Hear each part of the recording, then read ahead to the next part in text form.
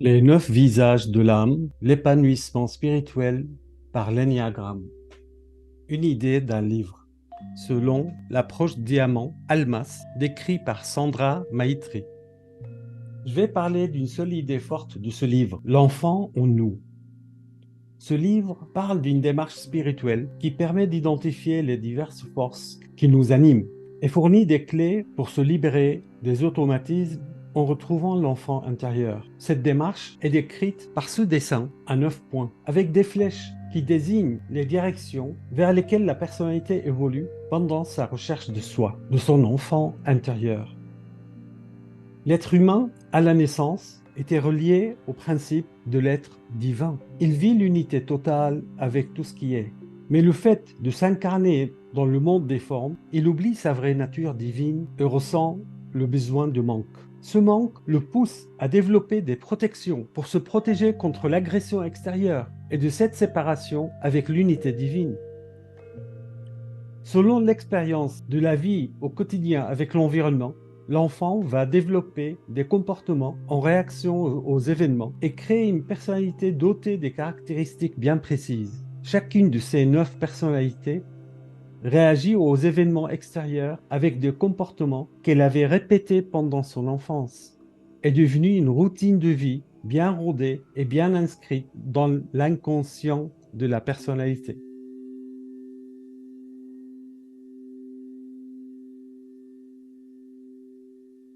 Le flux intérieur ou le point stress défensif. Quand la personnalité se retrouve en situation de stress et de moindre résistance, elle se déplace dans le sens des flèches du flux intérieur afin de trouver une solution insatisfaisante, certes, puisque le problème ne peut être résolu au plan de la personnalité. La perte du contact du neuf avec l'essence cherche à trouver une solution au problème en adoptant les caractéristiques du 6. Elle devient insécure, effrayée, ce qui l'emmène à adopter une fausse personnalité, le 3, pour survivre et s'élever par ses propres forces et s'identifier à ses actions et réussites. Ceci l'emmène à oublier ses besoins profonds du 9 pour se distraire des choses légères et sans conséquence, vivre en mode mécanique. Le 1, en réaction au sentiment d'être imparfait, l'emmène vers le 4, qui se sent abandonné et écarté par l'être. La recherche de l'imperfection à l'intérieur le dirige vers les autres du 2, et dépendre à l'amour d'un autre pour trouver une satisfaction, ce qui le fait sentir l'humiliation et le vide intérieur. À ce stade, il opte pour la domination du 8 et la vengeance afin de prendre les choses en main. Si l'âme ne trouve pas de satisfaction, elle se retire afin de reprendre ses billes du 5, en pensant que la connaissance pourrait apporter la satisfaction. Mais si elle ne trouve pas toujours de satisfaction, elle va s'évader dans l'abstraction du 7 et planifier la démarche. L'insatisfaction parce que les choses devraient être autrement qu'elles ne le sont l'emmène vers le 1 pour critiquer ceux qui n'adhèrent pas au plan idéalisé du 7 et suivre la militance du bien faire du 1.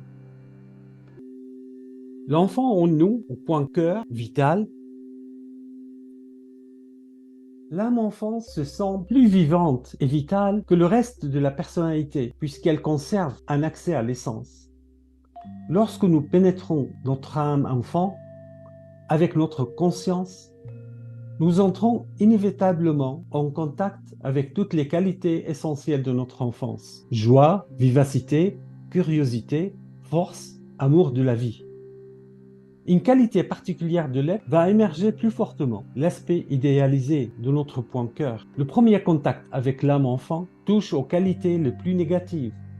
Moins nous sommes conscients de notre âme enfant, plus elle prend les commandes, se manifestant dans toutes sortes de comportements et motivations cachées qui nous rendent la vie problématique.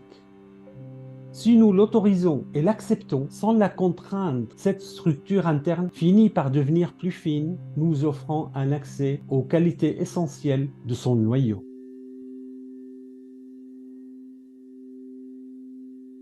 Le point cœur du 9 est le 3. Le premier contact va ressortir la tendance à tromper et à mentir, prétentieux. Il veut devenir et tenir la vedette et d'être applaudi. À mesure que le neuf s'autorisera à être en contact avec sa structure intérieure et ses qualités propres, une reconnaissance sincère de sa personne s'affirme comme une personne valable et digne d'amour, va le conduire à sa réalisation en tant qu'incarnation personnelle de l'être. Se libère de l'image de soi et va être capable de contact et d'interaction dans le monde, libéré de la personnalité. Derrière le vernis d'efficacité d'un 3 se tient un enfant très effrayé, timide, dotant de soi. Cet âme enfant ressent le monde comme un endroit hostile. La réussite du 3 est une réaction à son âme enfant effrayée. S'il n'intègre pas son âme enfant, aucun statut de pouvoir ne peut résoudre sa peur et insécurité. L'image du 3 est une tentative de camouflage de cette part effrayée du 6. Si le 3 reconnaît sa peur, son enfant intérieur, anxieux, va se sentir tenu et plus en sécurité. La peur du 6 se transforme en confiance et une aisance intérieure.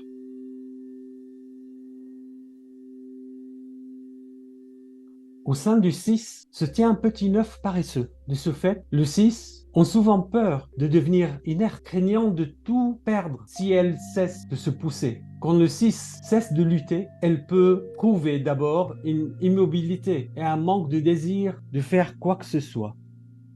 Avec le temps, l'inertie se transforme en douceur et bienveillance de l'univers. La peur disparaît à mesure qu'elle reconnaît que sa nature est la même que tout ce qui existe.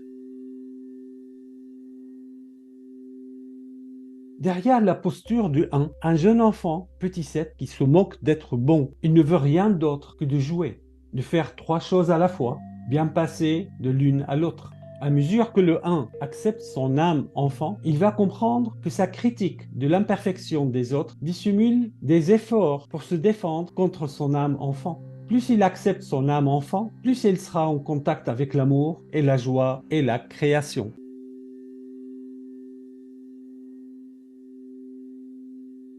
Derrière le 7 heureux et chanceux se trouve une âme enfant, petit 5, avare, mesquine et en retrait. Poussé par la peur de la perte et un sentiment de vide intérieur, de ne jamais trouver de soutien.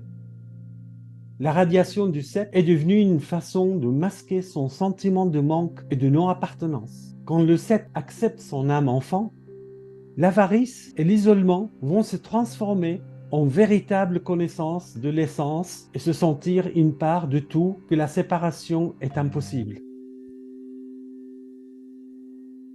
Mais derrière le 5, renfermé et silencieux, se trouve une âme enfant, petit 8, qui rêve de prendre sa revanche, se jetant dans le vide avec bonheur. Il peut être une petite brute convaincue qu'il a raison et fermée à toute autre possibilité, réagissant par l'agression quand il est provoqué, désireux de se venger des autres qui l'ont abusé. En réaction à l'étouffement de sa force et courage, le 5 se met en retrait et se préoccupe de sa propre vitalité. À mesure qu'il laisse son âme enfant refaire surface, un 5 va se reconnecter à sa vivacité et se sentir davantage intégré à la vie, d'affronter l'inconnu. Sa vie devient une aventure excitante dans laquelle il s'engage pleinement. Derrière le 8 dominant et contrôlant se tient une âme enfant, petit 2, dépendant, accroché et solitaire, qui désespère d'être aimé et tenu. L'étalage de force d'une 8 dissimule son âme enfant remplie d'émotions qu'elle juge faibles. Elle s'applique à montrer qu'elle n'avait besoin de rien, ni de personne. Quand elle s'autorise à pénétrer en contact avec son petit 2, elle va se sentir connectée à la vie au lieu de chercher à lutter avec la vie. Elle va entrer en fusion avec la nature essentielle et va être unie à elle. Derrière le 2, façade aimante, généreuse et serviable, se tient une âme enfant petit 4. Moi d'abord, compétitive, jalouse et méprisante. Les deux dissimulent la négativité de son âme enfant. Mais quand il rentre en contact avec le petit 4 et l'accepter au lieu de le rejeter, il devient premier dans sa propre conscience en satisfaisant ses besoins. Plus centré sur lui-même, plus s'occupe de lui et non des autres, plus il se connecte à l'étincelle du divin en lui. Au lieu d'avoir les autres pour pivot autour desquels il tourne, il se trouve lui-même faire un avec l'être, une étoile dans sa propre univers.